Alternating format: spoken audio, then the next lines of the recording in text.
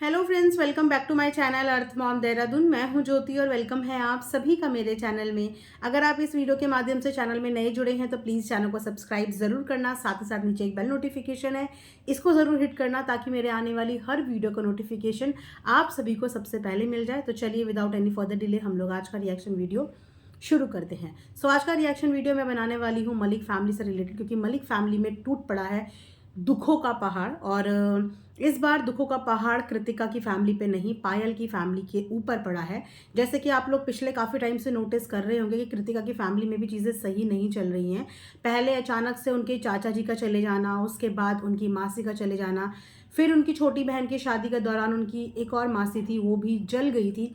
तो back to back Kritika की family में तो चीज़ें ऊपर नीचे चल ही रही हैं, लेकिन इस बार प्रॉब्लम और परेशानियां आ पड़ी हैं पायल की फैमिली में। हालांकि अभी तक की यूट्यूब की जर्नी में हमने कभी भी पायल की फैमिली को सामने से देखा नहीं, किसी व्लॉग में देखा नहीं, सिर्फ पायल के मुंह से ही उनके बारे में कुछ जिक्र सुना हो।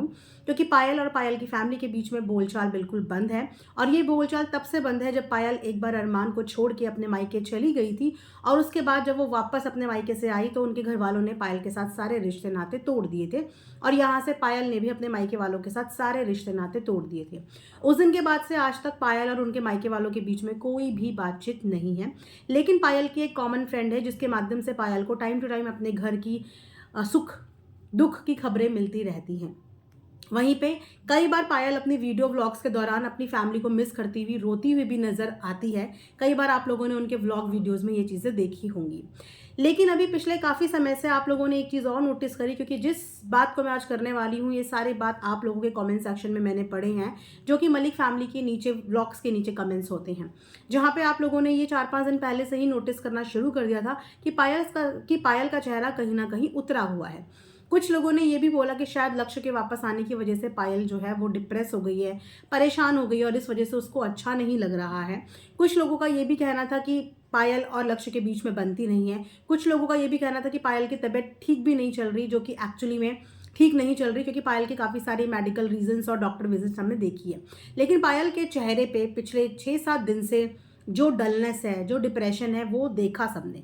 लेकिन इसका रीज़न क्या था ये किसी को नहीं पता था। सब अपने हिसाब से अलग अलग चीज़ें एज्यूम कर रहे थे पायल को लेके। लेकिन पायल ने पिछले 2-3 दिन से इस बारे में हिंट देनी शुरू कर दी थी कि उनकी फैमिली में कोई बहुत बड़ी प्रॉब्लम हुई है। ये हिंट पिछले 2-3 व्लॉग से वो दे रही थी, लेकिन खुल करके इस चीज़ से रिलेटेड उसने कोई भी बात नहीं करी।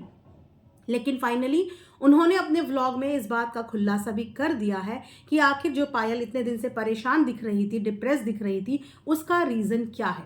उसका रीज़न है कि पायल के मायके वाली फैमिली में एक बहुत बड़ी दुर्घटना हो चुकी है।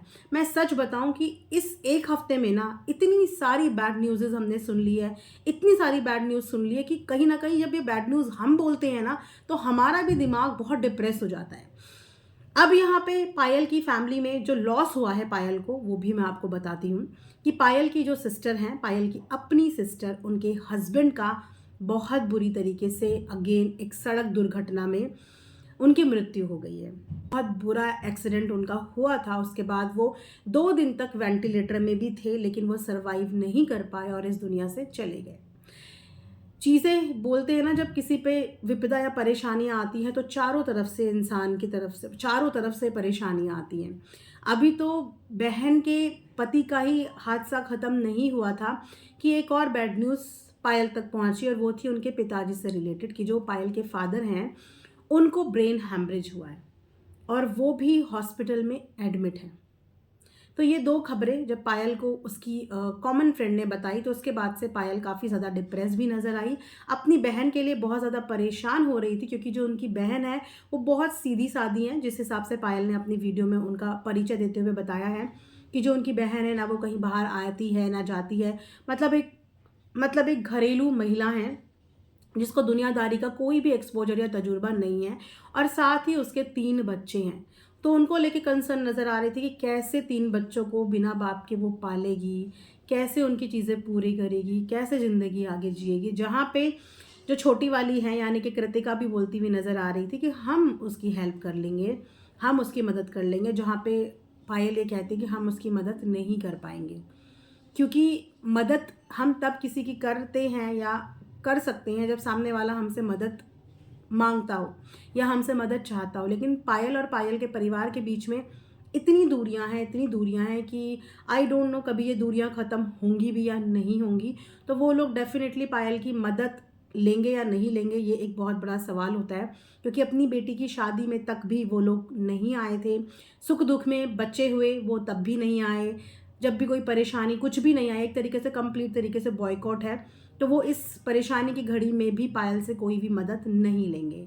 और इस सिचुएशन में भी पायल अगर अपने घर नहीं जा पा रही है तो आप सोच सकते हैं कि उनके बीच में जो रिलेशनशिप है, जो रिश्ते हैं, वो पूरे ख़त्म ही हैं। लेकिन यहाँ पे अपने पापा और बहन के लिए पायल परेशान थी काफ़ी दिनों से, और ये चीज़ें उसने 2 पार्ट्स में बताई।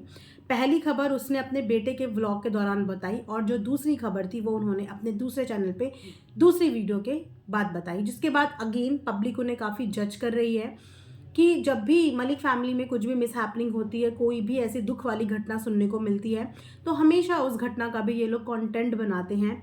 एक ही बारी में एक ही टाइम पे सारी चीज़ें नहीं बताते, उन चीज़ों को धीरे धीरे खोलते हैं, धीरे धीरे खुलासा करते हैं, जिसकी वजह से पब्लिक कहीं ना कहीं इनसे नाराज़ हो जाती है कि ये लोग ऐसा क्यों करते हैं। अब जैसे पापा और बहन दोनों की न्यूज़ एक साथ आई थी, तो चाहते तो ये न्यूज़ ये 3-4 दिन पहले बता देते, लेकिन 3-4 दिन पहले से इस चीज़ के बारे में सिर्फ थोड़ी हिंट दी गई, और जब ये खबर आई भी तो 2 पार्ट्स में डिवाइड करके आई, और इसीलिए आप जाके कमेंट सेक्शन देखिए, पब्लिक नाराज़ हो रही है कि ऐसा क्यों करते हैं। सेम सीन कृतिका के टाइम पे भी हुआ था कि जब कृतिका की मायके वाली फैमिली में भी ये कुछ मिसहैपनिंग हुई थी, तो उस समय पे भी ये चीज़ें इसी तरीके से व्लॉग में बताई और दिखाई जा रही थी।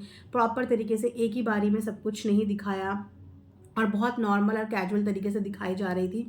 तो जो प्रेजेंटेशन ऑफ व्लॉग होता है ना इनका, उस प्रेजेंटेशन ऑफ व्लॉग से कहीं ना कहीं जो ऑडियंस है वो डिसअपॉइंट होती है कि इस तरीके से आपको नहीं करना चाहिए। कोई इंसान इस दुनिया से चला गया, आप इस खबर को सेल वाले मोटिव से या व्यूज़ वाले मोटिव से ही देखते हो।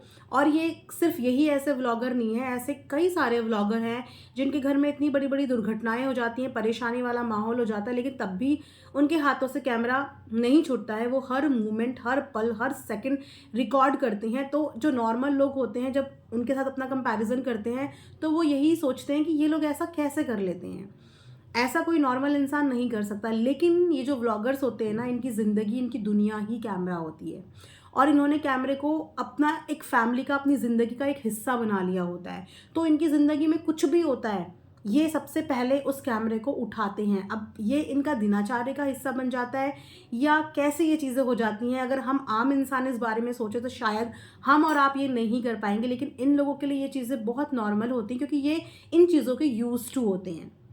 इन्हें हर चीज़ रिकॉर्ड करके अपनी पब्लिक को दिखानी होती है, क्योंकि इनका एकमात्र जो जस्टिफिकेशन होता है वो ये होता है कि हम अपनी सारी लाइफ आपके साथ शेयर करते हैं, अपने सुख, अपने दुख। तो हम जब सुख शेयर करते हैं तो हम दुख भी रिकॉर्ड करके आपके साथ शेयर करते हैं, क्योंकि आप हमारी यूट्यूब फैमिली हो, हमारी फैमिली का एक हिस्सा हो, तो आपको सारी चीज़ें जानने का अधिकार है, आप हर चीज़ें जानने की राइट रखते हो। ये आता है व्लॉगर्स की तरफ से जस्टिफिकेशन, जो कि येस कन्वीनियंटली ये लोग दे देते हैं।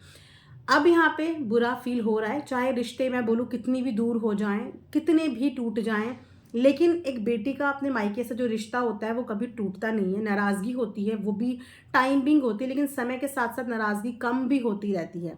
इस समय पे डेफिनेटली अपनी बहन की जब ये खबर पायल ने सुनी होगी तो वो डिप्रेस भी हुई होगी, परेशान भी हुई होगी, उसको दुख भी हुआ होगा। दूसरी तरफ जब अपने पापा के बारे में सुना होगा तो वो भी उसको बुरा लग रहा होगा, और शायद यही रीज़न था कि पिछले 5-6 दिन से हमें जो पायल है उसका चेहरा काफ़ी डल साउंड कर रहा था। तो ये सारी सिचुएशन हुई है पायल मलिक के मायके में। तो हाँ, आप भी पायल मलिक के जीजा जी के लिए, बहन के पति की आत्मा की शांति के लिए कमेंट सेक्शन में प्लीज़ ओम शांति ज़रूर लिखना। और इस दौरान बहुत सारी जगह मिस हैपनिंग हो रही है, मैं तो बस यही बोलूँगी कि बहुत कम समय इंसान के पास होता है, जैसे कि मैंने अपनी पहली वीडियो में बोला है कब था बन जाए ना, यू नेवर नो। अनएक्सपेक्टेड चीज़ें हमारे अराउंड सराउंड हो रही हैं। तो मुझे लगता है कि नफ़रत को भूल के हमें प्यार से, जो हमारे पास वक्त बचा है, आई डोंट नो किसके पास कितना वक्त बचा है, तो जितना भी वक्त बचा है उसको प्यार, मोहब्बत और केयर के साथ हमें बिताना चाहिए, बिना किसी घृणा, हेट के, है ना। तो इसी के साथ ये वीडियो मैं यहाँ पे एंड करती हूँ। Thanks for watching earth mom Dehradun.